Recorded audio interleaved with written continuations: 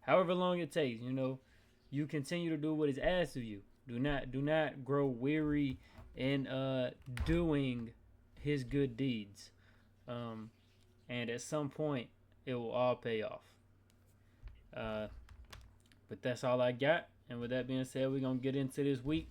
Like I said, we're gonna do things a little bit differently this week. Usually, we always start with the Auburn and Alabama side of things. Obviously, it's a big week, so we're gonna save that for last, so that way we don't have to, feel any time constraint. We just sit here and talk as much as we can about that Iron Bowl, because I know neither one of us want to rush through that. Um, so our big header for the week is gonna be Ohio State versus Michigan, the second best rivalry in all of college football. Um, and I'm gonna be honest, rivalry week, I didn't have no notes. I don't got all of the notes. Go out the window. I don't care about the stats. I don't care about win losses. I don't care about none of that. So I didn't do any stats. The game is one of the best rivalries in all of sports, not just college football. In my opinion, I remember growing up, like one of my favorite players. If I was to have a favorite Michigan player, Jabril Peppers. Like, dude was all over the field, doing literally, he was the gadget before the gadget became a thing. He was, the back then Travis Hunter. Just what a fun guy to watch. I don't really got too many like Ohio. I ain't never really liked Ohio State. We'll just say Justin Fields. He's a cool dude. But growing up, that's a game like you knew was finna hit. I remember specifically being on vacation one year in Arizona. Or no, not Arizona. It was in Tennessee. I was going to watch the Cardinals play. But I remember, watching that game and it just being intense, and that's really where I kind of learned about, the game and how physical it gets. The game, mind you, this is a rivalry game, and last year, or what was it, 2 years ago, Michigan won, and Ohio State banned Michigan from planting their flag, or whatever the case. Like, come on, man. It's a rivalry game. You got to protect your home stadium. You want to do all that. Like I said, I have no notes. I'm just talking about how fun this game is, how excited I am. This is one of the biggest versions of the game in a while. Both of these teams have a chance to enter the college football playoffs. Both teams could enter the college football playoffs in a madness scenario. Say Michigan wins, and so on and so forth. Where is this game at? It is at Michigan. Okay. Now, last year Ohio State was obviously the favorites. They was obviously the better team. They was at Ohio State. I remember watching it last year. But Michigan got it done. I think a lot of that will be the same this year. I think Ohio State obviously looks like the better team. I think they're obvious. I personally think they're the better overall, all-around team. But the big thing is two things. Michigan's season or playoff hopes is on the line, and it's at Michigan. With these games, you never know what's gonna happen. Um, but both teams are gonna come out physical. They're gonna be ready to play. But I think Michigan's gonna have an extra edge. They're gonna come out to fight. I don't know, like the last 10. I think Michigan is winning in the last 10. I'm sure you have that. I don't know if you do or not. Uh, you saw about Michigan's winning streak? Yeah, They've won the past 4. won the past four, but I was saying like in the last 10 they probably Oh, the have last won 10? more. I don't have it. So they've won the I don't last have it. four. Yeah. Uh, you know, Michigan's gonna come out, giving it everything they got. They got to find a way to make it to the CFP. They got to find a way to beat their rival. But guess what? You know, four is a lot. Four is a lot in a row. Trust me. I would know. I would know a little bit more about four in a row. So it's not something to take easy to tread lightly with. Um, I think the big difference in this game is Bryce Underwood. You know, they don't. Michigan isn't giving him enough wiggle room. They haven't really extended his leash as much as I think they should have. As much as probably Michigan fans would like, and I think that's going to be the key contributor to what happens in this ball game. Um, this is a really good Ohio State defense, uh, potentially one of the best in the nation. Well, not potentially. It is probably a top five defense in the nation. Um, and a lot of these guys are coming in and they know what this game means, especially from last year losing it. And they know what it's gonna take this year, to win it, to solidify their rankings in the college football playoffs. If you win this game, if you're Ohio State, you essentially lock yourself in with a first round bye. Um, so, you know, while yes, there's a lot of on the line for Michigan, there's a lot on the line for Ohio State just as much. Getting that first round bye is really important. Come this time of year with injuries, with the weather, um, and then it's the playoffs. 1 week of extra rest than everybody else. Of course, you're gonna want that. And like I said, I think just Bryce Underwood, not having the free roam as much as they would have liked to get him this season, and on top of that, him just being a freshman, I think that'll be the key contributor, and I think Ohio State finds a way to get it done in Michigan this year.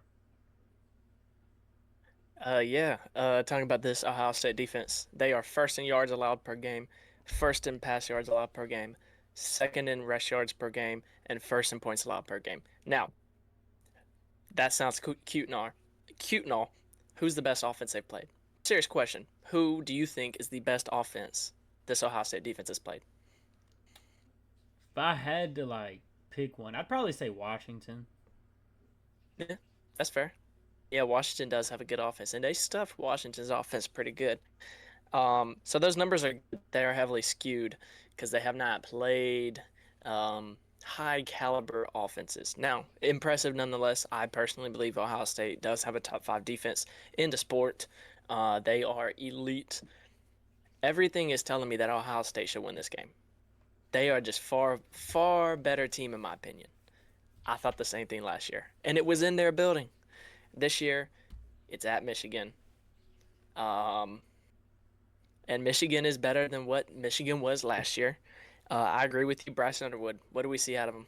How does he handle this Ohio State defense? Um, I will go Ohio State because I just think they are that good. I think they're the best team in the country right now. I don't. That's not that difficult for me to say. I feel pretty confident in that they are playing better than anyone else. But this could be the first time that they are truly tested for 4 quarters and putting some seriously, like even versus Texas, like their close game, they never seemed uncomfortable. They kind of controlled the game pretty much the whole time, even though it was low scored and close. That you could tell they were comfortable playing that kind of game. Um, so I'm interested to see. Michigan's going to make them uncomfortable at some point throughout this game. The question is how long, and then can they find a way to win that game? Michigan's been tested quite a few more times than Ohio State, so maybe when it comes down to it, maybe Michigan finds a way to win because they've had more experience finding a way to win in close games. But I got to go with Ohio State. I just think they're the better team. I'm going to make Michigan for like the fourth year in a row prove me wrong and prove that they're going to beat Ohio State because 5 is a lot. 5 is a lot. So I would be highly impressed if they did it 5 years in a row. I think regardless, Ohio State is a 1 seed, or not a 1 seed, gets a first round bye. Because if they lose to Michigan, Michigan's in the Big Ten championship game, which means Ohio State gets bumped out, which means they are heading into the playoffs with only one loss. I still think the College Football Playoff Committee gives them the first round bye. So I think regardless of what happens, I think they get a first round bye. It just depends on who is going to go play Indiana in the title game, assuming Indiana doesn't lose to Purdue. But let's be real, Indiana's probably not losing to Purdue. Um, so this is essentially a play-in game for the Big Ten championship game to play Indiana. And for Michigan, you're trying to make the college football playoffs. Ohio State, in my opinion, is a lock. Michigan, they got to win this game. They got to win it. And I know they can win it, but they're going to have to prove it to me. I will go Ohio State. I just think nobody's playing better than them right now. They are the best team in the nation. They are ranked number one in the AP and the college football playoff poll for a reason. So yeah, give me Ohio State. But I do. Hey, you talked about how much you love this game. This game is awesome. I love this game. 11 a.m. just to start off Saturday of the slate of games that we're gonna get. It's a great way to start it. So I'm pumped to get to watch this game. This is always a really fun game to watch. I think it'll be a good game. Maybe Ohio State pulls away at the end. We'll get more into the score predictions later, but I'm looking really, really looking forward to this game. I mean, obviously it was a really good game last year, but I think this one's gonna come down to like the absolute wire, and with like it did last year, you know. But I don't know. I just don't see a world where any team ever controls or pulls away. Like I agree with you. I think Michigan is probably the more tested team. Um, and I think that will give them an edge in this game, especially with them being at home. It's going to be a crazy game. Um, I'm probably wrong. This game is not on Friday, is it? I know there's a couple Friday No, games like Texas. Saturday. Okay, okay. I know Texas A&M's on Friday. I think the Egg Bowl's on Friday. I don't know, Yeah, there's a lot of them on Friday. but there are a lot of good games on Friday, so I didn't know if this was on Friday or Saturday. Um, I would probably Every be. other game, every other game we talk about is on Friday, except for the Iron Bowl. I believe. I'll be at my dad's. We'll be celebrating Thanksgiving at my dad's that Saturday on Iron Bowl Day. He's a Bama fan. Just thought that should be noted. Um, so I'll be there. I'll be watching. I'll be seated with a good plate of food, ready, excited. Able to ease my mind before the Iron Bowl game comes on.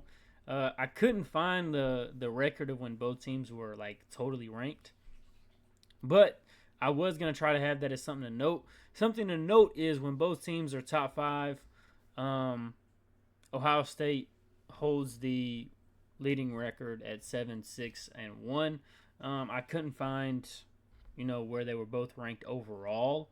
The all-time matchups, but that is what it's at when they're both top five. I think Michigan has like a 10-game lead overall in the entire history of it. About that, I don't know. Um, I think it's 11, so close. but it is very fun. Like I said, any early game or any pre-game like predictions on who you think is gonna be the big player outside of like the obvious names like a Jeremiah Smith or like a Bryce Underwood, like we had said, or something like that. Um, I would look out for, Jeremiah Smith is the obvious name, but Carnell Tate, um, is a guy that could have a big game because I think Michigan's probably going to put their best corner on Jeremiah Smith and probably double him quite a few often. Now, how Ohio State uses Jeremiah Smith, getting him out of the backfield, um, doing misdirection and stuff like that, kind of takes some of that away. But just the threat of Jeremiah Smith when Julian Sayin is dropping back in the pocket, should give opportunities for other guys to get open. So look for that wide receiver too to have a pretty big day. Now, correct me if I'm wrong, but didn't Justice Haynes had season-ending surgery, so he's not He he's did, not a part of this game, uh, which makes it unfortunately. all the more wild. Um, I think I'm gonna go with Max Bredesen, um, the tight end for Michigan. He's a really good player. He's made fantastic plays over the season, and when you're a freshman quarterback, when the leash is not always let out to you, who is your safety valve? It's your tight end. I think Max Bredeson's going to have himself a really big game, um, and I think he'll be a real needle mover for the Wolverine.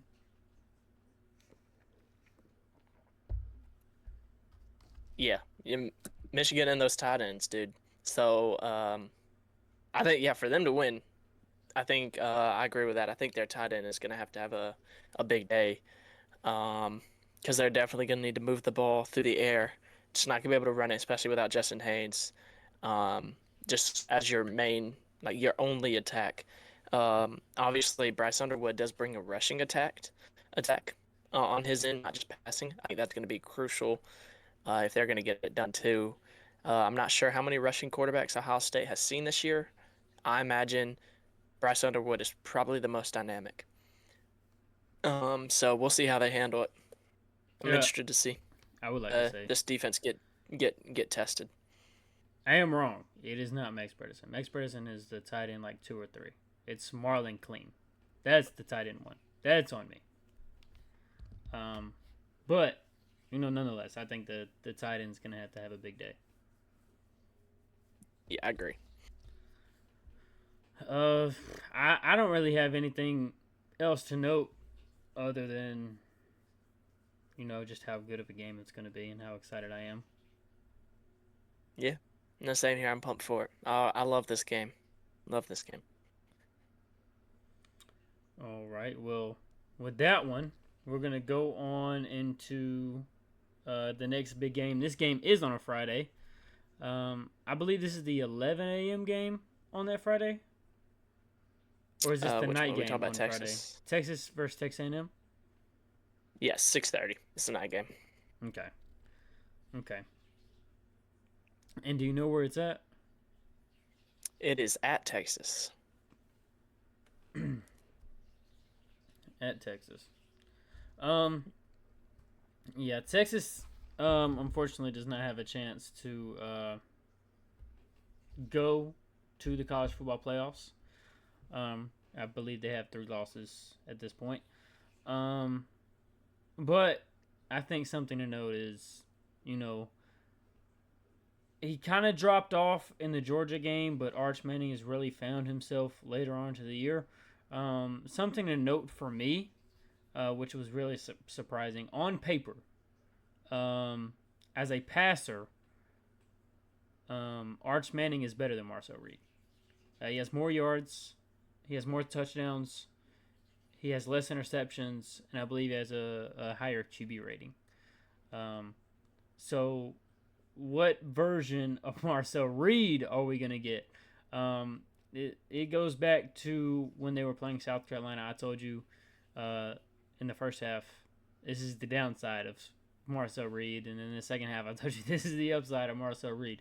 I think these two quarterbacks are going to have themselves a matchup. I think it's going to be fun. And this Texas A&M defense, it's not, like bottom of the barrel or anything, but at the same time, it's not absolutely fantastic. And I think this is the defense that Arch Manning could get rolling in. He could find himself a nice little rhythm. He could get himself into a groove and have himself a really big game. And on the other side, Texas has a really good defense. They're on the upper end of the SEC, in my opinion, just with the eyeball test. I don't really have any stats to back it up this week, but just watching them week in and week out, I think they're a really good defense, and I think they'll find ways to not stop Marcel Reed, but find a way to contain him. But I mean, I don't know if this Texas A&M defense is gonna get stopped in the regular season. They've been on fire. Even when they looked down, they find a way to win. Against Auburn, against South Carolina. The big thing for me is they have, I believe, one victory against a top 15 team. in all of the NCAA, um, and Texas has two. So more battle tested, I guess. Um, if you want to go that way, I think it's the SEC. I don't really look at it that way. To me, the SEC is, it doesn't matter who you play, you're going to be tested. Um, so if Marcel Reed is still in that groove and still hitting, the medium to long passes, and he's still making plays with his legs, um, I think Texas A&M is going to be the better team. But if that Texas defense can find a way to contain or slow Marcel Reed down, I believe they have a real shot in making this a competitive game up until the end. Um, and I think the big game changer for Texas is they've had a really rough rushing attack this year, and I think they're just gonna have to get it going in this game. That I think they have to have a balanced attack, um, wherever that comes from, whoever that may be, that does, you know, create some sort of leverage, whether that's Wisner, Arch with his legs, Baxter, whoever that may be. But I think, if they can get that run game going, I think that will be a total game changer for Texas, and that I might take the upset if they can find a way to get that rushing attack going. Yeah. I think the key to this game is Texas's pass rush. Can they get to Marcel Reed? So their pass rush and then them stopping the run. Texas's defense is seventh in the nation against the run, and they've played some teams that can run the ball really well. So that's not a skewed stat. That is a very impressive stat. Um, but we knew this about Texas. It did not matter when they played Georgia, but it's gonna have to matter this Saturday or this Friday, excuse me. Because Texas A&M can run the ball pretty decently well. Marcel Reed can run as well. So they need to be able to stop the run, and then when Marcel Reed does drop back to pass, they need to get to him in the pocket, and make him make under pressure throws down the field. Texas's passing defense is 106th in the nation in passing yards. Um, so I think if you're just letting Marcel Reed sit back in the pocket comfortably throwing the football, you're not going to stand a chance. He's going to throw all over you. They're going to run the football decently well. So you got to get pressure on Marcel Reed. Force him to make mistakes, just like South Carolina did. With all due respect to South Carolina, if Texas goes up against Texas A&M like South Carolina did, Texas is not giving up that lead. You're not coming back on this Texas team. They're just too good. Um, but to me, that pass rush is so important. Ultimately, Texas A&M is favored at Texas. That honestly, I don't know why that kind of surprises me. Um, I don't. I kind of honestly would have thought Texas would have been favored in this one. Texas absolutely can win, and my heart is telling me that Texas is probably going to find a way to win this game, just because me, as an Alabama fan, is thinking, okay, if Alabama beats Auburn, they play Texas A&M. If they win, if Texas A&M loses, Alabama plays Georgia. For some reason, something's telling me that Georgia's going to find a way to make it to the SEC championship game regardless, because either Alabama's going to lose or Texas A&M is going to lose. One of the two's losing, and somehow Georgia's going to find their way into the SEC title game again. Because I don't know, that's just some Kirby Smart luck. And knowing Georgia, they'll find a way to win it, regardless of who they're playing, because that's just Kirby Smart. But ultimately, I'm going to go Texas A&M because I think they're the better team. I think they have more to play for. Texas doesn't really have a whole lot to play for. You said it. I think they're out of the playoffs regardless. Crazy things could happen, but um, if they were going to get in, they didn't need to lose the way they did to Georgia. If it was a close game, they'd have an argument. They got blown out. So I think with that went their playoff hopes. And I think that shows itself, even though it's at Texas. I will take Texas A&M to find a way to win a really close, good, competitive game, potentially an overtime game. Maybe that's my prediction. I think this game goes to overtime. I could totally see that one happening. Um, I think it will be a really close game all the way down to the end. Um, I think all of these games are going to be close down to the end. I don't have much history on the Texas A&M rivalry. It's not, Texas's big rival is Oklahoma, um, and so it kind of takes away from the whole. Um, it's a rivalry. I'm not saying that it's not, but it's not as big of a rivalry as much as the others are. Um, but nonetheless, I still think it's going to be a fun game. Um, Texas A&M has a lot to go for here. They do want to be SEC champs. Um, they do want that first round bye. They do want to beat their rival in Texas, um, and I think they're the hungrier team. It's a rivalry game. I don't know what I'm feeling this week. I don't know It's what yeah. I'm gonna go with when we get into the predictions. I do expect 1,000% to see Texas come out and just absolutely punch A&M in the mouth, and there be a fight throughout this game. Uh, I'm gonna go with I'm gonna take a few predictions on some players. I think Ruben Owens or Ashton Bethel Roman has to be the big guys for A&M in this game. You can't rely on your number one guys all the time. And on the other side, it just has to be a running back for Texas. Um, and but for Texas A&M, I think either Ashton Bethel Roman, who has been good in his playtime and in his opportunities with Texas A&M, or Reuben Foster, who has also been a good ball carrier for them as well. I think one of those two guys have to make big plays. In the rivalry games, it's never the big names that change the game. I mean, they always leave their print on it, but when it matters most, it's somehow the unsung hero, and I think one of those guys is going to be that. Wait, it's in the Iron Bowl a few years back. It was Ja'Cory Brooks coming up big for Alabama. I don't know if he had a touchdown catch all season, but he had the one of the biggest plays of the entire college football season in the Iron Bowl on that last drive. But so just to prove your point, like yes, it is those guys that you've probably not heard of too many times that come up big that make those plays in those key areas. So yeah, I'd agree with that. It's going to be some guys that you don't typically see that's going to step up, especially this late in the season. Depth is so important. So we're just now reaching this stage where like your depth is showing.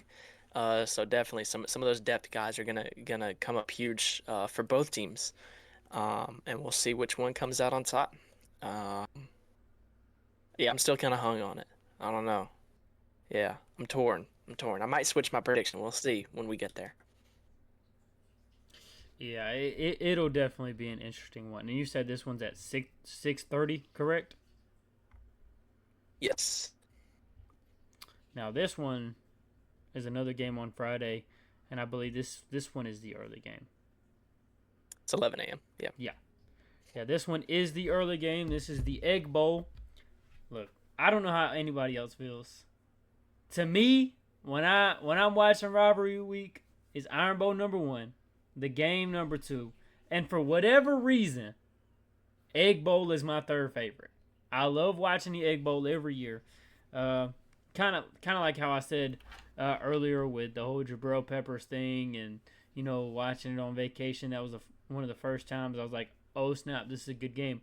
Uh, this wouldn't be the first time, but I remember it was a couple years back, a handful of years back. Um, Mississippi State's kind of controlling the game the whole game. They're up 21-14. It's late in the game. Ole Miss drives down. They score. They throw a pass to, I believe it was Elijah Moore. and Elijah Moore gets on all fours, crawls to the back of the end zone like a dog, lifts his leg like he's peeing. Uh, they get a unsportsmanlike conduct flag, and they miss the field goal, um, and they lose. That's one of the most memorable games that isn't an Auburn or Alabama game that I have in my mind. That one was crazy to watch in real time. Like, what are you doing? It was kind of like the year Florida was going against LSU, and I don't know who the DB was, but he just chucked the shoe. And like, dude, you're you're stamped. You're good. You're going to the SEC championship. What are you doing? I mean, and it was kind of like that. That was kind of like what it was. It's Yeah. just, you know what happens. The emotions get the best of you in a rivalry game, and especially a game like this. Um, and look, Mississippi. I think Ole Miss is obviously the better team. I think the roster's better. I think they're more talented. I think they're better coached. I think they're real college football playoff contenders. But guess what? There's a lot of chatter with Lane Kiffin going on. And if I had to bet my money right now today, I don't know if I'd be so sure to keep him at Ole Miss. I said it earlier in the year that I think he's staying at Ole Miss. Right now, I don't know. Rumors of a $90 million contract from LSU. I'm just saying, if I get offered $90 million, you can kiss it. Goodbye. I'm gone. I'm out of there. $90 million. I don't care who it's for. If I was an Auburn head coach and Alabama offered me $90 million, I'm going to coach Alabama. I'm just saying. I might not do so hot. I might get that $90 million and get up on out of there. But $90 million, I'm just saying. Uh, with that being said, I don't think the head coach over there for Ole Miss is entirely super locked in for this huge rivalry game. It I don't want to say it's a must win, but I don't think you can lose this and be guaranteed a spot in the college football playoffs. I think that really, you know, makes the committee have a conversation where they're like, "Hey, look, this is a good team. They were good all year, but when it mattered most, they fumbled." Um, and a loss to Mississippi State right now in this time of the year, it's gonna be hard to keep your name there. I'm not saying that they won't get in. I'm just saying it's gonna be a lot harder. Um, and this is a Mississippi State team who all year have been so close. They've been a few plays away from getting the big wins. And even earlier in the year, in their first game of the year against Arizona State, they had the big play. And so this is a team that can compete. This is a team that I don't think is a slouch. I think they're better than what their record says. It's in Starksville. Lane Kiffin's head is elsewhere. I think I'm going to take the upset on this one. I think I like Mississippi State to get this one done. It's just all the signs to Dang. me are pointing Mississippi State. Hey, dude, I like it. So, I mean, you're right. Hey, look, it's at Mississippi State. We know it's week 14. Everybody knows what that week is. Lane Kiffin, I don't think knows where he's going yet. About Friday at about 11 o'clock, he's gonna probably have an idea. How distracting is that towards him, towards the entire team? Um, it's an early game, the day after Thanksgiving. This game should be a no-brainer. And if it was at Ole Miss, I say it would be. But man, it's between them, all those cowbells. All the dynamics are going against Ole Miss. Um, if you win, you probably are locking in a playoff spot. If you lose, let me throw this scenario out. We're not talking about the college football playoff a whole lot, but this is important for this game. If you lose, you're a two-loss team. If Michigan beats Ohio State, they're probably in. But so is Ohio State, so is Indiana, so is Oregon if they beat Washington. Um, if Texas beats Texas A&M, there's a conversation for Texas. They're probably not getting in, but the conversation is there. If Alabama beats Auburn and then loses in the SEC title game, then you have a conversation with Alabama. If Lane chooses to leave Ole Miss, does the committee treat that as almost like a FSU situation? back a couple years ago when, if FSU's starting quarterback doesn't get hurt, they probably get in the playoffs over Alabama. But the committee used, hey, your quarterback's out. It's clear you're not as good without your starting quarterback. And so that's why we're going to leave you out for what we see as right now the better team, Alabama. If Ole Miss is on the bubble, does somebody else get in over Ole Miss because, hey, they still have their head coach and you do not, and you have 2 losses? Very possible. I don't think it comes down to that because I'm going to go with Ole Miss, but that's an interesting thought that could happen. Should things go tragically bad for Ole Miss. A little bit about this game. Obviously, Ole Miss is favored. They are favored by 6.5, so about a touchdown. Ole Miss does lead this all-time series by about 22 games. So they've dominated this series. Ole Miss is on a 2-game winning streak. Like I said, I think they extend that series to 3. I just think they're a better team. I think Mississippi State has 5 wins, so they are fighting to make a bowl game, which does make this interesting. So this is in a way similar dynamics to the Iron Bowl. One team's fighting for a playoff spot, the other team's fighting for bowl eligibility. Only difference is one coach has a major decision to make within the next week, choosing between 3 different schools. So it'll be very, very, very interesting to see how Lane handles this game and how the Ole Miss team handles this game. But I think they get it done. I just think they're a better team overall. Everywhere you look, I think they're a better team, better coach, like you said. I'm going to be gutsy enough to go with the upset, but watch out for this game. Like every single game this week, watch out, but especially this one. Yeah, I think this is going to be crazy. Especially, I didn't even, like, I thought about it, but, like, it didn't hit me till you just said it. This is the morning after Thanksgiving. Yeah. That, to me, somebody's going to be in a slouch. Who's going to be? I think it's going to be Who is it Ole going Miss. to be? I don't know. There's so much Let me tell you going on. why. Let me tell you why I think being the morning after benefits the away team. The away team is away from home for Thanksgiving. The home team is at home for Thanksgiving. They can get a little bit more comfortable on Thanksgiving and eating more so than the visiting team. So which is why I think being the away team on the morning after almost makes it more of a normal game versus for Mississippi State. I think it's going to be a little bit different considering they are at home for Thanksgiving. But maybe I'll be wrong. But I think being the morning after Thanksgiving actually benefits the away team in this situation.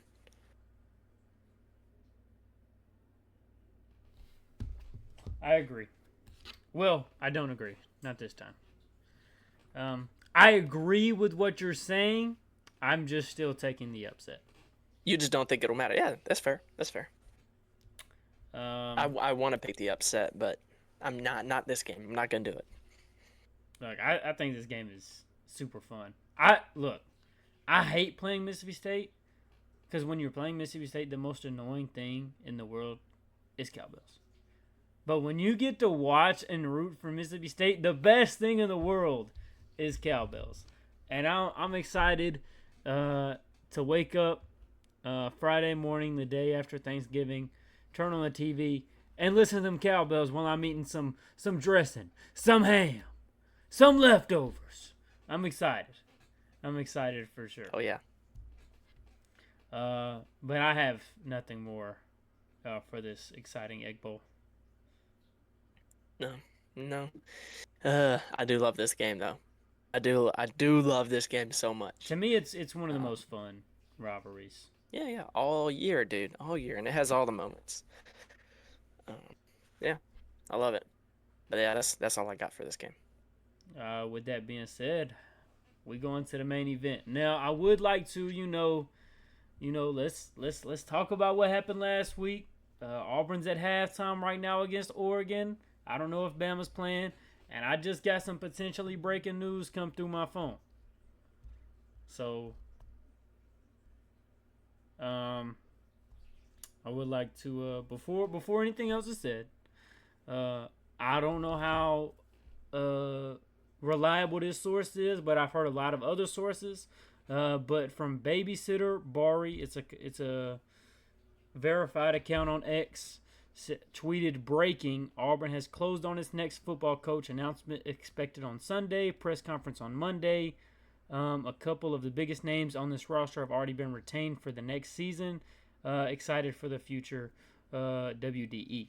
Now, with that being said, I've already heard a lot of my insiders telling me that, John Summerall is essentially the head coach. I've heard it everywhere. A lot of the current players on the roster are starting to follow him on Twitter, whatever.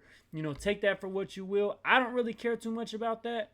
But it is something to look into. But I've heard a lot of, everything has been done except for pen to paper. My one concern is with a win this weekend, Tulane is going to the American Conference Championship, and they would essentially be fighting for a spot in the college football playoffs. Does John Summerall really leave with that opportunity right there at his feet? I don't know.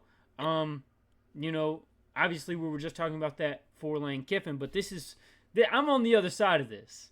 So I'm the guy, thinking, well, this could be my head coach. Is he really going to leave that situation, a chance to go play in the college football playoffs to come sign to Auburn?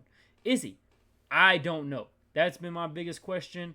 Because if you want the Auburn job, if you want to keep these players, you kind of have to get in right after the Iron Bowl is over, whatever the case may be, so you can keep these players, so you can get all of these recruits that are about to, commit on early signing day to stay committed.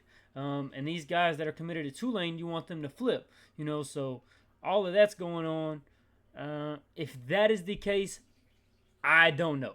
I'm just telling you what my sources are, and all signs are pointing to John Summerall at the current moment.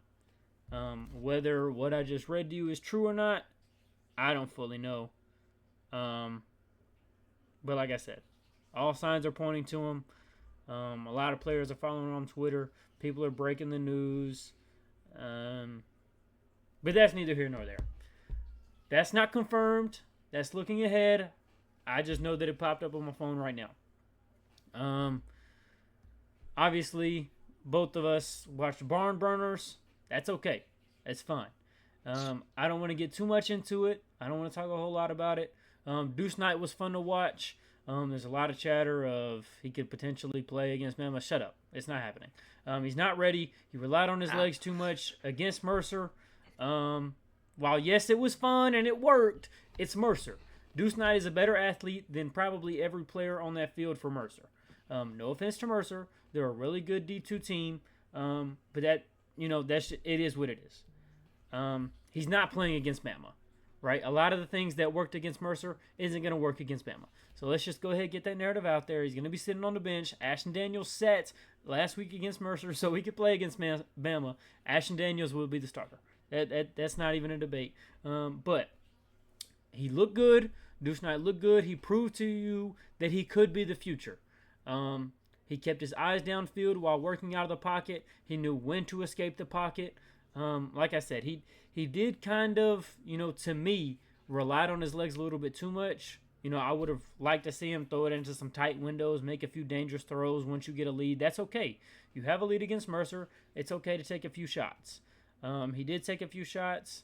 I think he ended with just over 200 passing yards. To me, it was inflated because he had a 91 passing yard. A lot of that was run after catch. And it was one of those plays to where if you were playing a team like Bama, it's just not going to happen. Deuce Knight got out of the pocket and kind of just threw it downfield in a one-on-one situation. And Malcolm Simmons broke free. I just don't see that happening against an Alabama-type team or any SEC team, really. Maybe a few, but not Alabama. So I don't want to count all of those yards. When he did throw, he looked very impressive. I liked him scrambling out both sides, left and right. He's a left-handed quarterback. So fun to see. He had 4 rushing touchdowns. That was fun. He took a lot of snaps. Um, so it was good to see him. Good to see the potential future. Um, I think two guys you have to keep if you're Auburn is Cam Coleman and Deuce Knight.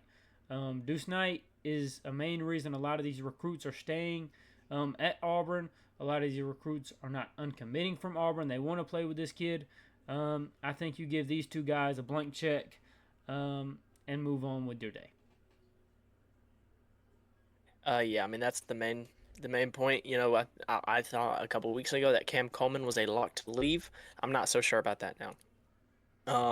Deuce Knight, he looked really good. Now gotta see it versus better competition. But I'm not gonna sit here and say that that performance made me feel good about the future as an Alabama fan. He did look really good, really impressive as a freshman. Um, Now, as far as the head coach, I do think it's John Sorrell. I think he will be the next coach there. Breaking probably broken news the next couple days. Do I think he would leave in a playoff run? Yes. These SEC jobs, they do not open up every day. Because for all he knows, there can be roster turnover next year. Unpredictable things can happen, and he can go 6-6 next year, and nobody's coming and knock on his door. You have an SEC job locked up, I think. Take it. Because guess what? First round of the playoffs, you're losing. I don't care who you play, you're losing. With all due respect. Um, so I do think John Summerall will be the next coach there, and I think Deuce Knight stays, and I think at this point I would say Cam Coleman probably stays as well, and most of those guys on the defense, because John Summerall is a really good defense coach. Even if DJ Durkin were to get shown the door, which would be silly, but that's a conversation for another day. Um, I think this roster is retained pretty well, all things considered. Of course, there'll be guys that leave, but there is every year, everywhere, regardless of what happens. So I think things are going to be okay down there, unfortunately. Yeah, just to kind of like back up what you were saying. One thing I just got from one of my really reliable sources. The announcement is expected to come 24 to 48 hours post Iron Bowl, which is what which is what John Cohen had said he wanted, but didn't know if it would happen. It's all but confirmed that that will happen, and I think it's literally between John Summerall and DJ Durkin. I've heard the only other name in the past week that I've heard is Eli Drinkwitz, and I haven't heard him since then. That was the last outside guy that I've heard. I think if DJ Durkin wins the Iron Bowl and John Summerall doesn't want to leave and compete in the playoffs, I think DJ Durkin is your head coach. If DJ Durkin loses in the Iron Bowl but is competitive, same thing. But that's like you said, that's a conversation for another day. Um, and then me personally, I've at first I felt fear Cam Coleman was going to leave. I am at the point with everything that I'm hearing that as long as you give Cam Coleman that blank check, as long as you match whatever offer, I believe Cam Coleman is going to stay an Auburn Tiger. Yeah, I agree. But yeah, money is important. But y'all got it down there, so give him the blank check. Uh, He is important, dude. He's an alien. He is poised to be the best, one of the, if not the best player in college football in the next couple of years. Well, next year, before he goes to the draft. So keep him there for the next year, whatever it takes. and in an interview, John Cohen was essentially asked about players like Cam Coleman, and he didn't say blank check, but he essentially said, "I'm willing to do whatever it takes to keep my guys." Yeah, right. Yeah, he should, and he should, and So yeah, I think he will. I have His no to fear his that he will credits. get paid. I have no fear that he Yeah, will get handed that blank check. yeah, I'd agree. Um, Hashtag what is it? Progressive name your price tool. That is what we're going to be getting to keep Cam Coleman. That's funny. Um, I don't know And if y'all you should. have I don't know if you have anything you want to talk about against the Eastern Illinois game. No. Don't want to say anything Just about Ty Simpson, maybe. oh no, not really. He didn't look. Look, the stat line is very deceptive. One of the interceptions was a Hail Mary to the Yeah, end zone, I which do know that. Kalen Moore said Kellen DeBoer said in the post-game press conference that he's actually okay with that because Ty Simpson is not worried about his stats. Ty Simpson could have dumped it down and gotten 20, 30 yards and boosted his stats and his percentages, but he didn't care. He was looking for the best of the team, and he Hail Married it down the field into double coverage, which in a Hail Mary, like everything is going to be double Right. coverage. But so I'm not that worried about that interception. And the other one was honestly just a better play by the defender. The defender made an excellent play on the other one. Now Ty shouldn't have thrown the ball. He threw it a little low. Um, but the defender did make a really good play. So I'm not buying it too much. It was clear that they weren't going to let him throw it too much, which I talked about. I wish they would have, but they didn't. It was clear that we were trying new things in the running game, and Ty probably knew that going into the game. So I'm not buying too much into it. Just as long as he doesn't let it get into his head too much, heading into the Iron Bowl. I don't really care how he played versus them, but regardless, it would take a miracle for him to win the Heisman now. So I think we can stop talking about that altogether, which I think is better for him. Heading into what is essentially an elimination game coming up this Saturday. So I'm not buying into it too much. I'm also not buying into the successes of this game. Eastern Illinois sucked. All right, I was at the game. It was very clear the moment the both teams ran out, you knew what was about to happen to Eastern Illinois. Their biggest dude was about as big as our punter. Um, so it was destined to go exactly how it went. So not really making too many takeaways, um, other than Alabama needs a new kicker. That's it. Other than that, no other takeaways. Alabama's kicking sucks. Everything else looked really good. Well, looked about as you'd expect, I guess you could say. Yeah, I was gonna make one and only one comment about that game because I didn't watch all of it. I was obviously watching my own uh, stinky game, but things don't always go well for Bama when their kicker is not up to par come Iron Bowl. Mr. Talty. Our kicker has never been good. We've had one good kicker since Nick Saban's been there, and they did pretty well. In fact, I've seen jokes that it's a good sign that our kicker sucks because we did so good when we didn't have a good kicker. In fact, under the Will Rackard days is kind of the days we didn't really do so hot national championship wise, and at Alabama, that's all they think about. So honestly, there's some jokes saying, "Oh, bad kicker, yeah, Bama's back, we're good." But yes, I don't think Kalen DeBoer is going to send Talty out there for a 50-yard field goal with 1 second left. So I don't think we have to worry about that. Hey, there have been some other crazier things.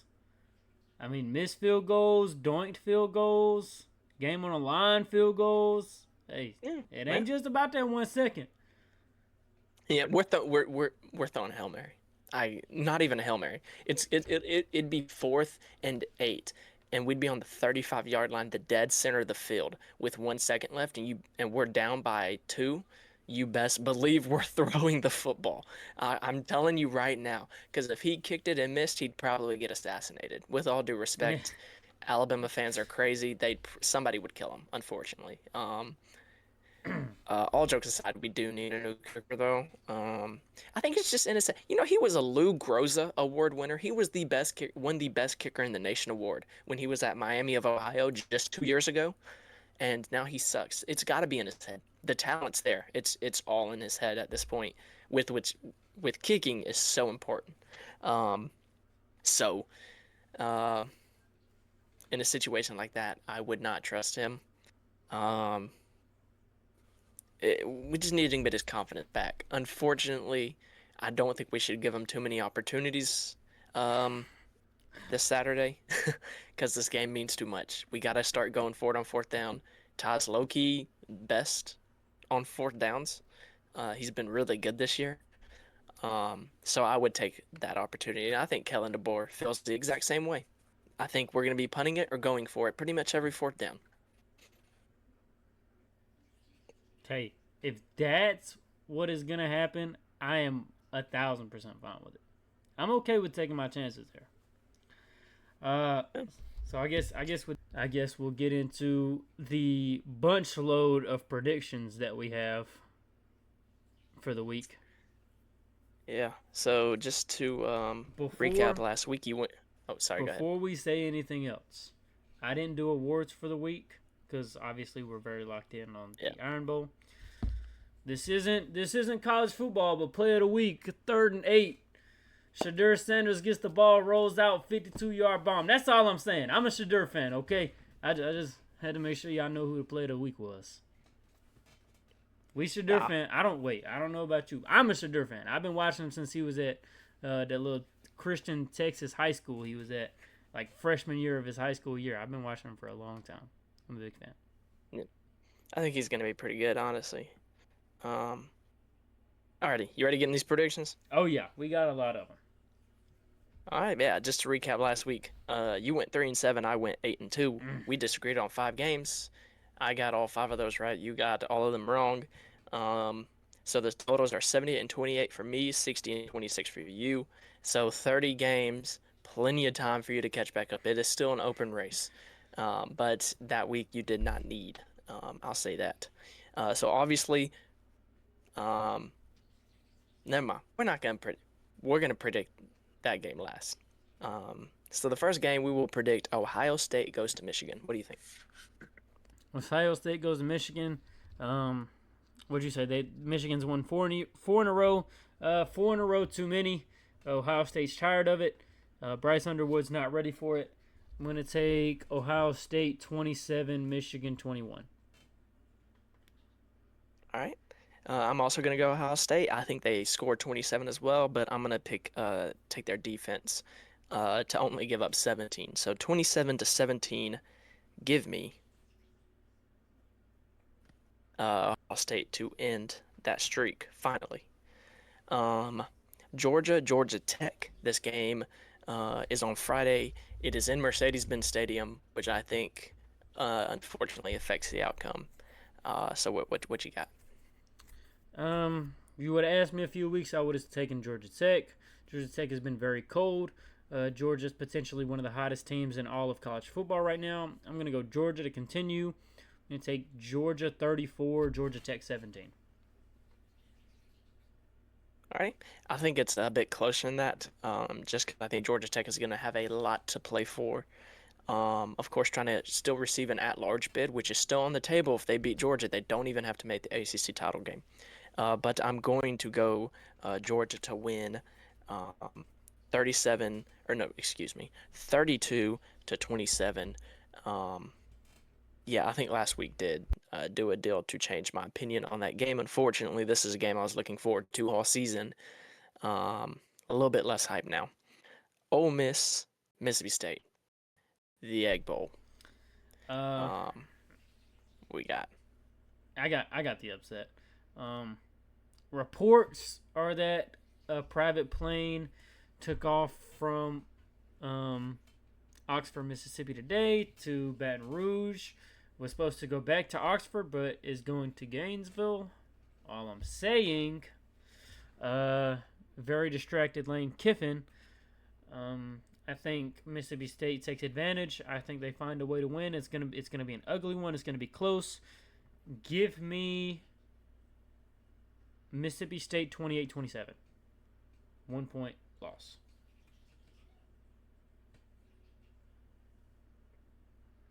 Yeah, I'm just gonna go with Ole Miss. I just think they're the better team. I think their offense shows out. Um, Give me Ole Miss 35-24 to extend a 3-game winning streak versus the Bulldogs. Um, Another game we talked about, Texas A&M goes to Texas.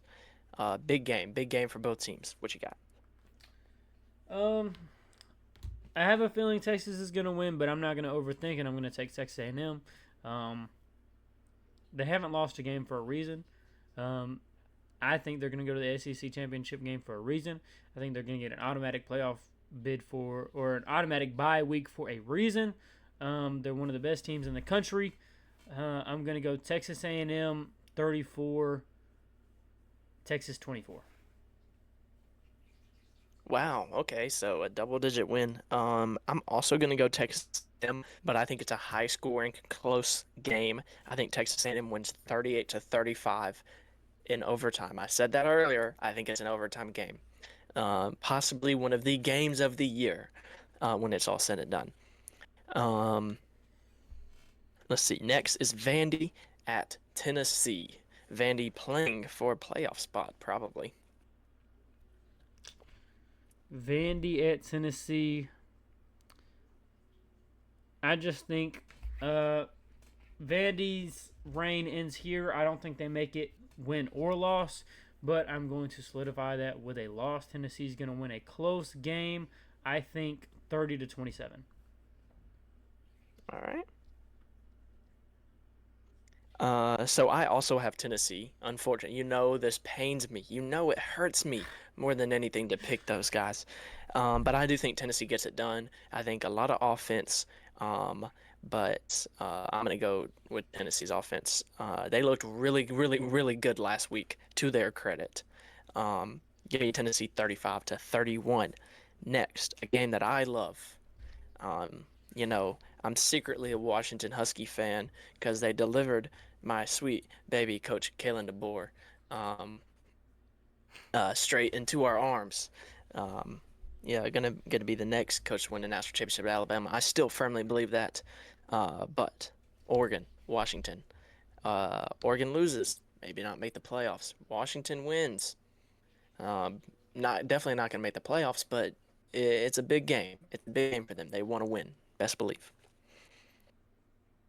Where's this game at? Washington. Give your prediction first. So I just think Oregon's a better team. I think they have more to play for. They looked really good last week, and we've seen Washington play some really good teams a couple times, such as Ohio State, and they just really didn't look good. Um, so I think they kind of fold in the moment. I think it's a close game. I think Oregon wins by a touchdown, 34-20 or 31-24. But this game could go either way. I was pretty torn on it too, but I'm confident Oregon wins.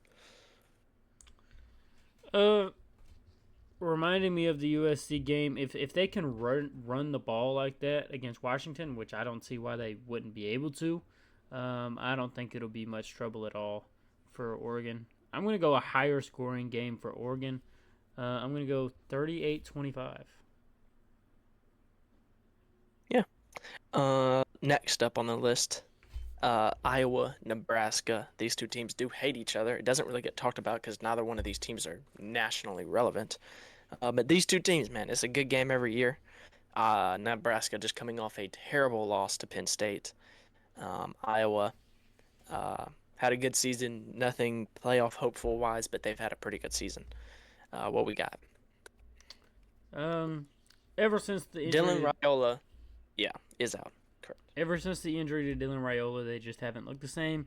And I think Iowa is a fairly solid football team. Defense is going to be too much to handle to an already struggling offense. I don't think Nebraska can win that. Low scoring game, I'll go 20-17. Iowa.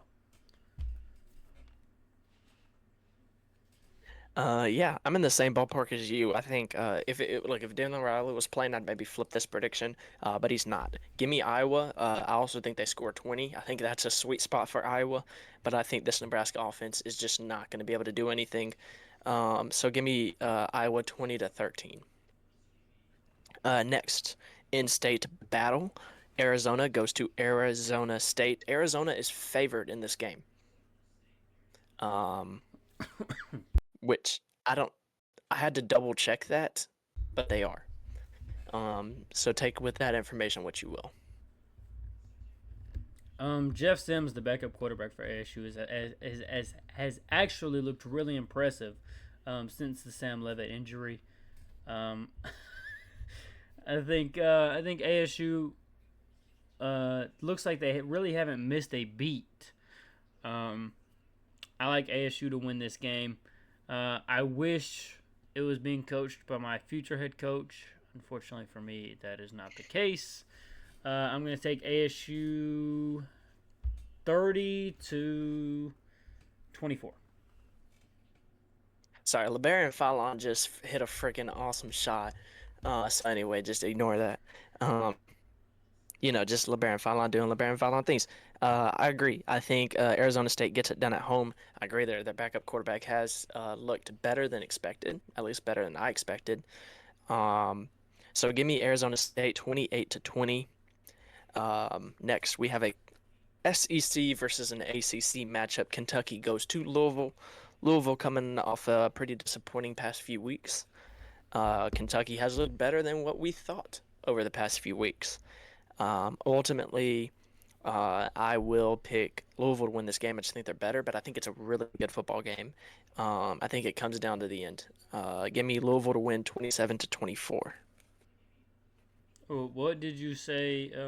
What did you say this game was? Louisville. This is one of my personal favorite rivalries. I like to watch this game. It's always fun to me. Um, I'm gonna stick with the hot hand. I think Kentucky's gonna find a way to win this football game, even if it is in Louisville. Um, I'll take Kentucky 27-21. All right, I like it. Alrighty. Next, Miami goes to Pitt. Pitt coming off a huge win. Miami is fighting to make in the college football playoffs, but so is Pitt. If Pitt wins this game, they're in the ACC title game and putting themselves in a nice position to potentially get in the college football playoffs. So this is a big, big, big, big, big, big, big game for both schools. It is at Pitt in November. Miami is going up to Pitt in November. Take with that information what you will. Yeah, kind of like you said, they're it's November. Miami would have been in the college football playoffs last year if all they did was beat Syracuse. That's all they had to do. And they're in a very similar Hmm. situation right now. If they beat Pitt, I think they're a lock to make the college football playoffs. I think they're the better team. I hate Carson Beck. I'm not a fan of this Pitt coach that they got going on over there. I hate that attitude. Um, Pitt coming off of an impressive win. I think Miami's just a better team and they're going to find a way to win. I'm going to take Miami 35, Pitt 31. Now, when we've picked Pitt games all season, I've got it wrong every single time. So I considered taking Miami because I want Pitt to win. Uh, just because I think it'd be hilarious for that to happen. It would just bring ultimate chaos into the equation for Pitt to win. And we love chaos around here. Um, so I considered like reverse psychology picking Miami to win. No, I'm just gonna pick it straight up how I think it happens. I think Pitt's quarterback didn't have a good game versus Notre Dame. He had a really good game last week. I think he has a really good game this week. Give me Pitt to beat Miami to Pitt. Give me them to win 34 to 31, a really close, high scoring game, all things considered. Next, Utah goes to Kansas. Um, yeah, Utah's just been really good all year. They're one of the better teams in the Big 12. I like Jalen Daniels over there at Kansas, but they just aren't a winning football program. I'm gonna take Utah to win. Um, I think it'll be a higher scoring game for Utah. I think they'll win 33-17.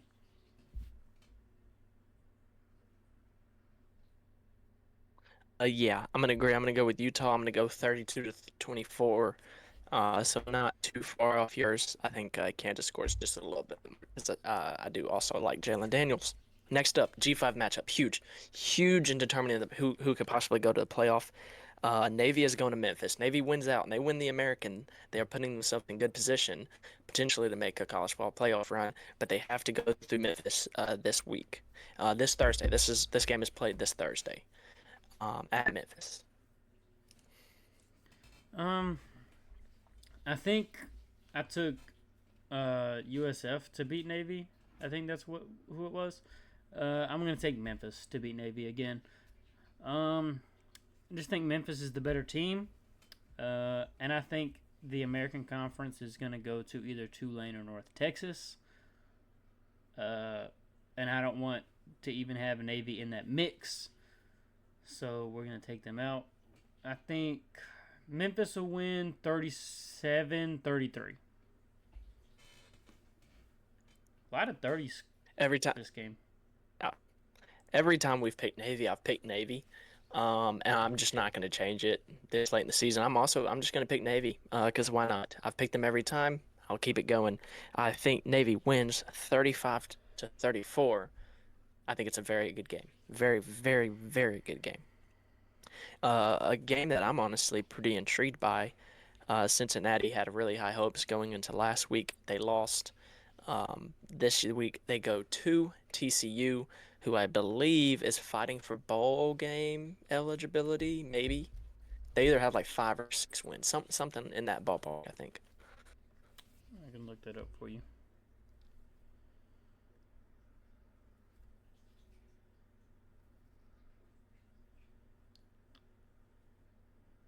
TCU has 7 wins. Oh, okay, never mind then. All right, well, just straight up Cincy versus TCU. Um, I'm gonna go TCU. I think they're the better team overall. Um, see, I say that. I don't know. I'm gonna stick with it. I'm gonna say TCU. I'm gonna take TCU to win another high scoring game, 38-35. I'm blaming the Big 12 for that score prediction though. I'm gonna go with Cincinnati. I'm gonna go with the road team. I think they are just the I think they are the better team. Give me them 31 to 27. In-state game, Houston goes to Baylor. Um, I wish I could say I think Baylor's gonna win. Every time I picked Baylor, I believe I've lost. Um, but I will be going with Houston. I think they're the better team. Um, Connor Wegman is kind of building his own thing over there at Houston in the Big 12. He left Texas A&M for obvious reasons. And I think Houston has one of the better defenses in the Big 12. So I think that plays a big factor, especially against a team like BYU. I'm going to go Houston to win 28-20. Yeah, I will also go Houston. I think they also scored 28. We've done that quite a few times today. I think they win 28 to 24. I just think they're the better team. I've been high on Houston all year, and they've let me down a couple of times. I don't think they let me down this time. A game that I have some pretty interest in, obviously. Wake Forest goes to Duke. Obviously, I'll get it out the way. I'm picking Duke. I think they win 28-25. I think Wake Forest is a good team. But of course, I'm rolling with Duke because I also think Duke's a good team. Uh, well, you have bias to Duke. I have bias to Wake Forest. Go Robbie Ashford. Should have never left Auburn. I hate my life without Robbie Ashford. Um, I think Wake Forest is a really good team. I don't know if they're the better team. I think they're kind of on the same level. I'll go the same score just for Wake Forest, 28-25. I like it. SMU goes to Cal. Cal did just fire that coach. I don't know Mm-hmm. if you saw that. I did. But yeah, Hopefully SMU goes. they fired that OC right along with them. Just hopefully. That would be nice. Well, I heard since conveniently he's probably gonna have a job opening soon. That he might be available to take the Auburn job. That could be The possible. interviews are already in over here, so So you think? Anyway, who you got? um, they did just fire their coach, but I'm going to say Cal. They have looked impressive at certain parts of the year.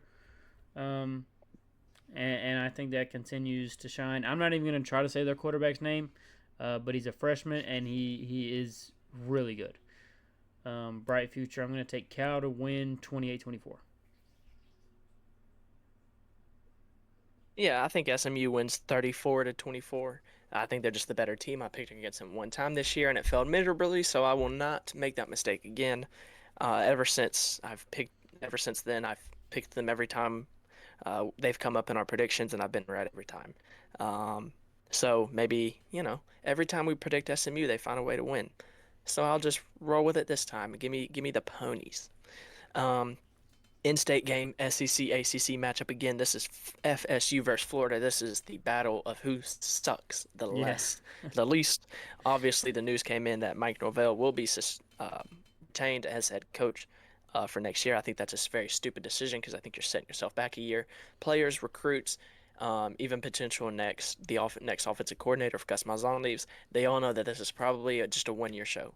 Um, but I think the confidence that the players gain from in this game, knowing that Mike Norvell, this is not his last game there, I think that does play in Florida State's favor.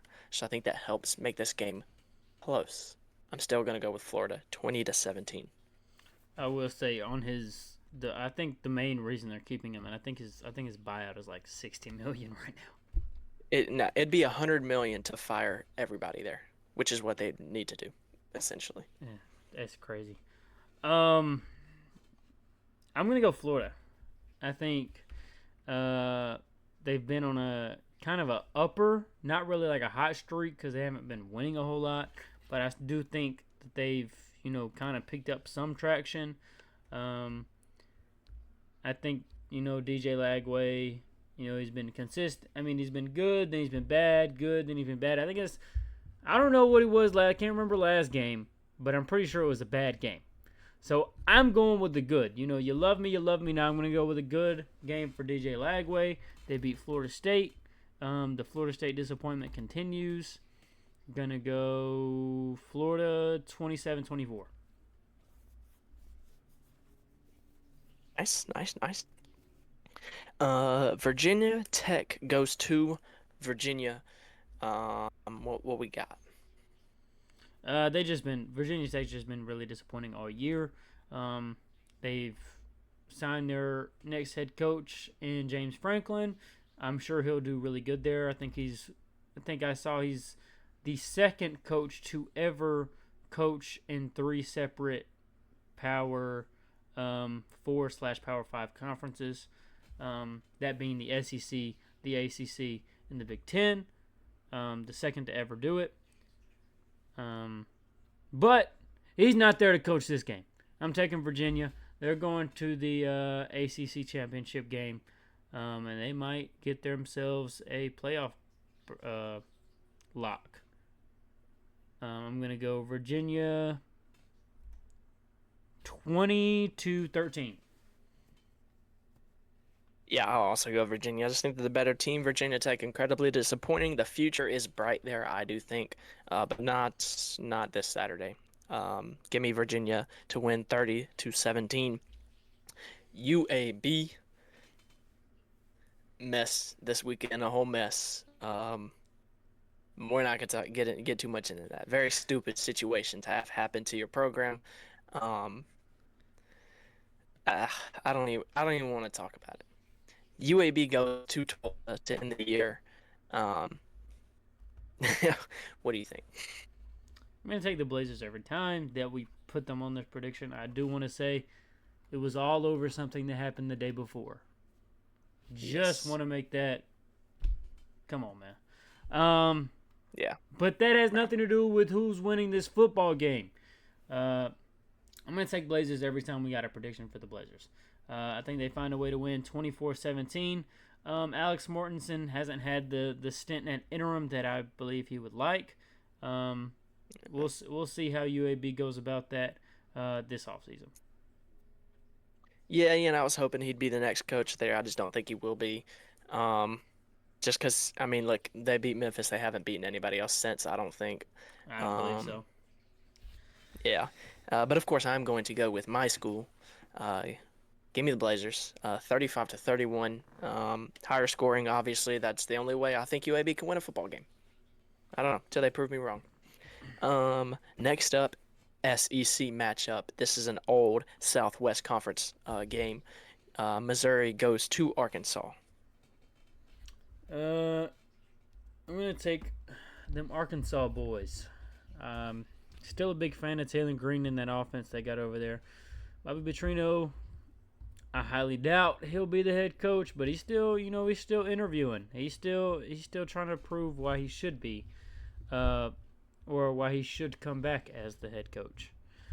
Um, I'm gonna take Arkansas 35, Mizzou 27. Yeah, I'm gonna go Mizzou, but I think it's a really close game because I am high on Arkansas. I think Missouri wins 30-28. Um, I think Coach O is the next coach at Arkansas, and I think that gets announced by the time we have this episode next week. You think so? Watch out for that. I think so. Also heard a lot of Um, Eric Morris and Gus Malzahn, oh surprisingly. yeah, yeah. I have heard. I've heard Gus Malzahn too. I don't think they should do that. I also heard Um, Dabo. I also heard Dabo. they did have an interview. They I did. know that for a fact. Yeah, They yeah, that's a talked. fact. That would be really interesting. I think it I would think be it's good for Coach O though. Arkansas. That would be I think yeah, ooh, interesting to it'd be see. way good. It'd be way good for Arkansas to go get a guy like Dabo. Um, alrighty. Next, speaking of Dabo, Clemson goes to South Carolina. What we got? This is another The one of those Palmetto Bowl. rivalries I really enjoy watching. Unfortunately, both teams are absolute dog water this year. Um, Clemson has picked it up as of late. They've looked better than they did earlier in the year. I really like Lenora Sellers, but I think Clemson is going to be overall better. They're going to find a way to win this game. It's going to be ugly. I'm going to go 23-17. I just went with the SEC team. I'll be honest, that was my whole wave of thought. That's not a I'm bad gonna go with yeah, not a the bad SEC reason. team and the South Carolina's playing at home. South Carolina has yet to get that big win this season. They've had their opportunities against two really good teams, and they just didn't get it. I think they win this game. I'm gonna just take them winning at home. My SEC bias is coming through. I am unapologetically biased towards the SEC. I have no problem admitting that. Give me the SEC team, South Carolina, to win 24-21. Um, a game that I thought could end up being good, but after seeing their performance last week, I am not so confident. LSU goes to Oklahoma. LSU played Western Kentucky, and they won 13-10. How embarrassing. Anyway, obviously I'm gonna go with Oklahoma, 27-13. I don't think it's close. I think they kill LSU. And we will both be happy to see that because neither one of us Yes. like those boys in purple and gold. So Well, it would be a lot better if it wasn't Oklahoma. I found true, a but newfound hatred for Oklahoma this year. Their fans are extremely annoying. I discovered. Um, but I will say this: earlier when we were doing playoff predictions, I didn't think Oklahoma would make the playoffs because of the gauntlet they had coming up, and they have survived the gauntlet. All they have to do is beat LSU. I think that will happen. I'm going to give LSU the rightful send off. They're going to score 20 points. That is the best way to end their season. LSU 20, Oklahoma 30. I considered it. That's I don't want to give them any more respect than they deserve because they don't deserve any. Um, UCLA versus USC. um, I wish it would be fun to watch UCLA pull off the upset. They kind of had their little magic going on earlier in the year. It kind of fizzled down. I don't think they've won a game since. Um, but I think USC is just too good. They're better than UCLA. Wish they would have put off that upset against Oregon last week. They did not. They could have, but Lincoln Riley is not a defensive mastermind, obviously. Yeah, yeah. But I think USC is gonna win 38-24.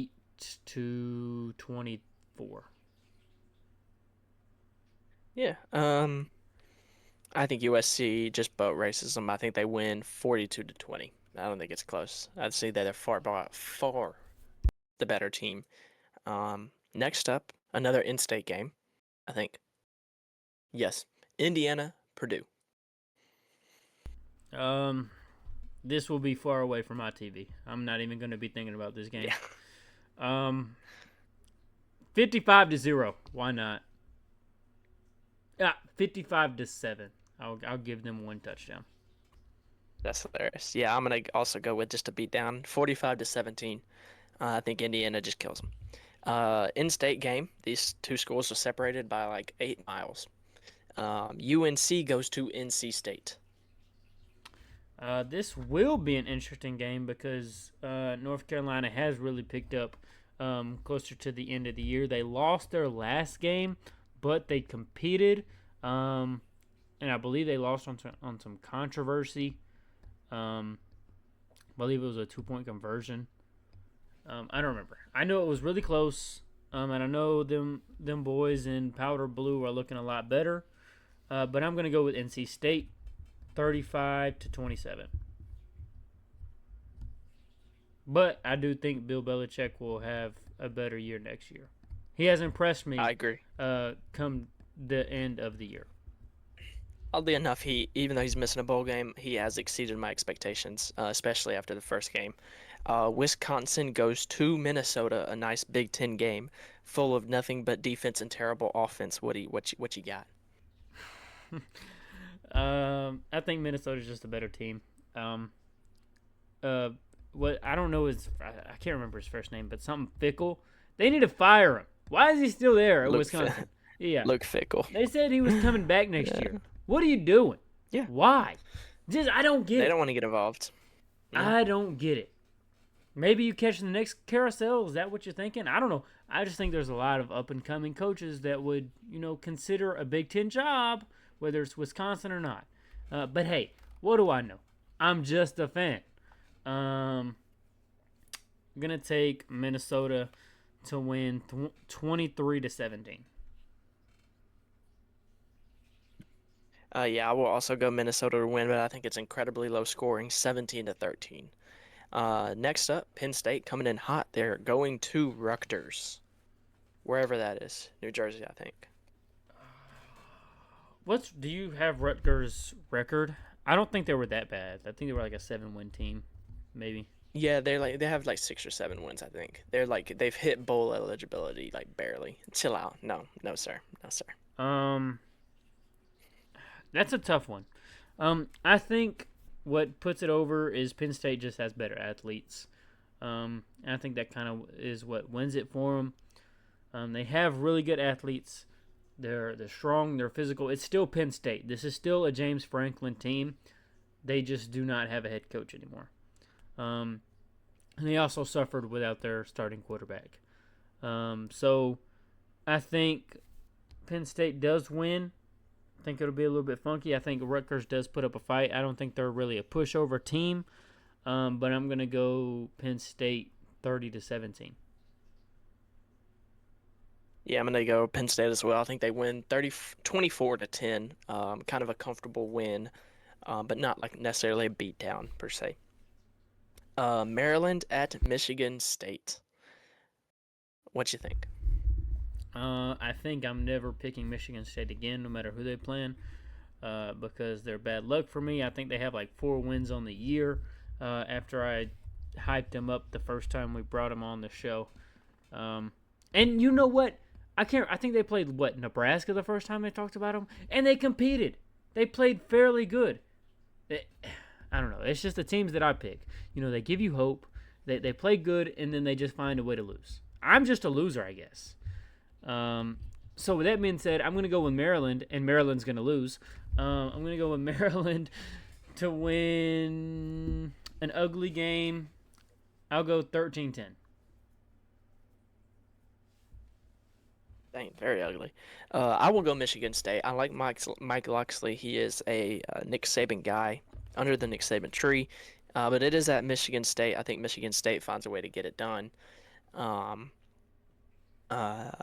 Picking this one for Tom Izzo. I like Tom Izzo. It has nothing to do with football, but I like Tom Izzo. Last game until the main game. Northwestern goes to Illinois. The battle for the state of Illinois. Illinois obviously had high hopes going into the season. They have definitely fell short of that, but they have one more week I think to get to 8 wins this week. Yeah, I'm gonna take Illinois. I just haven't seen. I don't. I'm not gonna watch a Northwestern game. Number one. Um, but even if I did, I don't think they've done anything all year that would impress me. Besides, get James Franklin fired. That's about it. Yeah, yeah, Um, they did do that. so I'm gonna go with Illinois to win impressively, 33-10. I think it's a little bit closer, but a comfortable win nonetheless. I think they win 31-21. And now, the moment we've been waiting for all season. We've talked about this moment when we started the podcast. The Iron Bowl.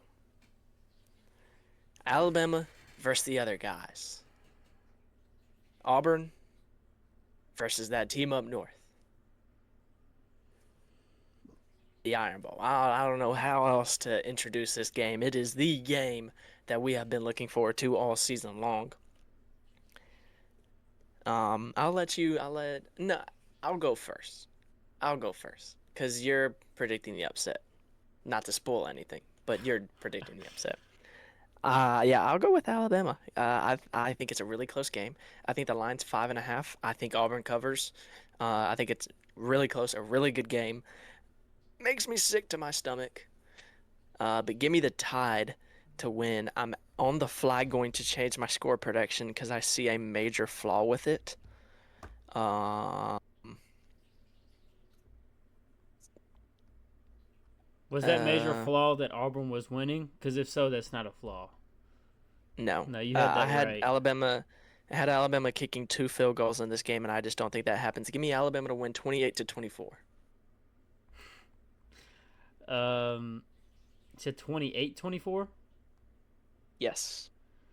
Um, actually, I have Alabama making 2 field goals, but missing a third. And I think for that reason, the final is 33-30. The Auburn Tigers. Boo. Anyway, we all knew that was gonna happen. We'll see. We'll see. Um, do you want to implement a new rule? If one of us predicts the Iron Bowl score right, it's worth extra 5 points instead of 3. Hey, if that's cool with me, that's cool Yeah. with me. All right. I don't Then I'm even. down 5 points If if you Auburn predict. wins, I don't care what the score is. Ew. Well, If it I meant just I I was just need I wrong, just need a win, dude. if it meant I was wrong on every prediction I made today, other than the Iron Bowl, I hope that's all. Like I only care about the Iron Bowl. This is the only game I care about. Let's see. Did you pick Michigan or Ohio State? I can't remember. I picked Ohio State. That's what I thought. Make sure I get that right. Don't ask me my score because I forgot. I'm trying to calculate what like each of us picked. Let's see, or how many differences we had. I bet it's a lot.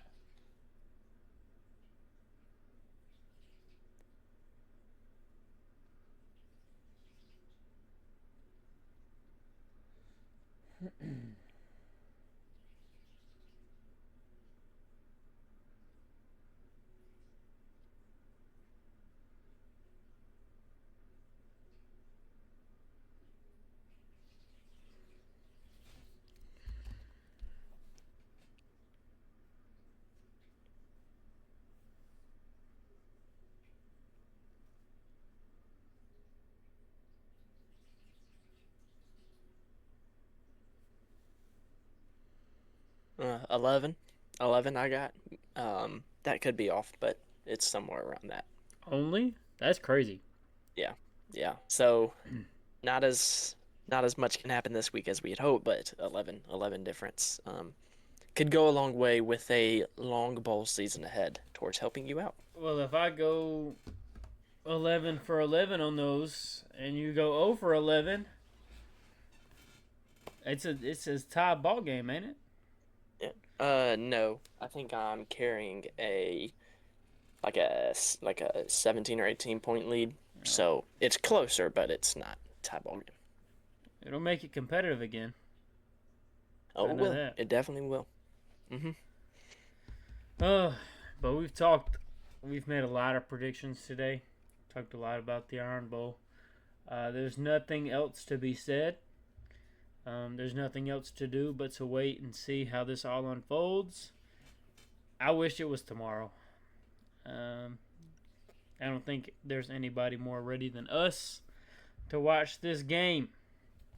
Well, I feel like you wanted to be like, you could make it stretch out. I could. Yeah, I'm going to be soaking in the next few days of peace. I got to stress through that. I'm ready, man. I'm ready. Because, look, it's a win-win for me. If Bama wins, so what? Y'all beat a 5-win team. Hip, hip, hooray. If you lose, you lost to Auburn. Yeah. Whatever. Well, yeah, whatever. Yeah, we'll play the game. It'll be fun. It will be fun. It will be. Actually, I think I want to change my score. I think Alabama's going to win. I'm lying. And I was about to say. April Fools, bud. Not happening in a million years. But I have nothing left. I have no other comments. Nope, me neither. Well, with that being said, it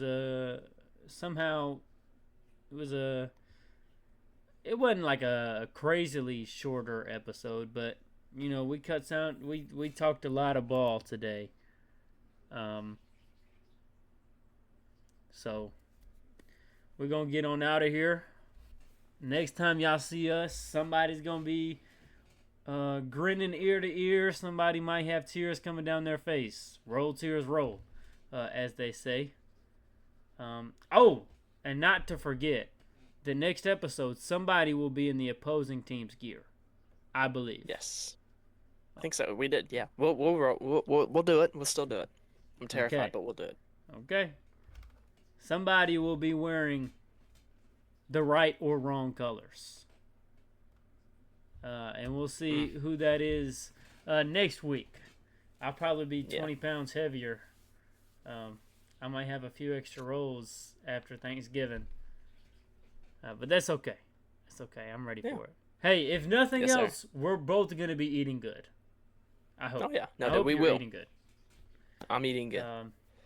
But, with that being said, we're going to get on out of here. We thank you. We appreciate you for watching whenever, wherever, however. Have a happy Thanksgiving. Spend it with family. If you have nobody else to spend it with, find a friend. Find a stuffed animal. I don't know what you got to do. Just enjoy the holiday season, if nothing else. Even if your team loses. It's the best time of year. Y'all need to know that. Yes, sir. With that being said, we're going to get on out of here. Peace.